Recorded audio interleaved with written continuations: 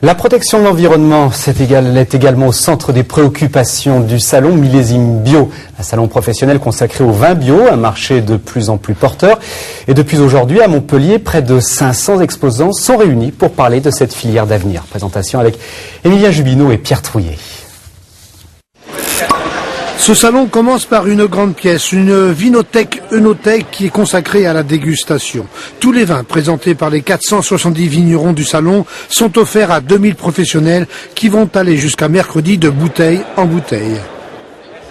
La plupart du temps, on reçoit des bouteilles un peu au coup par coup, on déguste, on peut avoir du plaisir.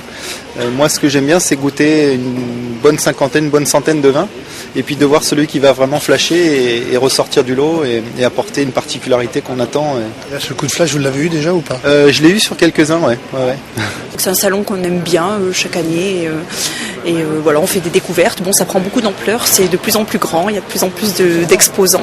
International, le salon accueille de nombreux exposants italiens et espagnols, des Allemands et même des Africains du Sud.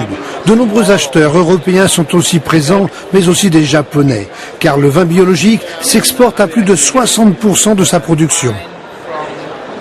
C'est quand même plus 30% de volume qui ont été exportés dans les vins bio. On a une très forte demande sur les différents pays où on travaille, puisque il y a bien sûr tout ce qui est le développement durable, l'environnement, et de plus en plus, toute cette communication qui est mise en place, déjà est bénéfique à notre région, puisqu'on est quand même à la pointe en nombre d'hectares cultivés, et à venir, on est vraiment à la pointe. On a encore, je pense, 2-3 ans d'avance. Il faut en profiter et il faut impérativement enfoncer le clou, quoi. De plus en plus de vignerons rejoignent une filière bio plutôt rentable, mais qui ne représente encore que 300 000 hectos de production.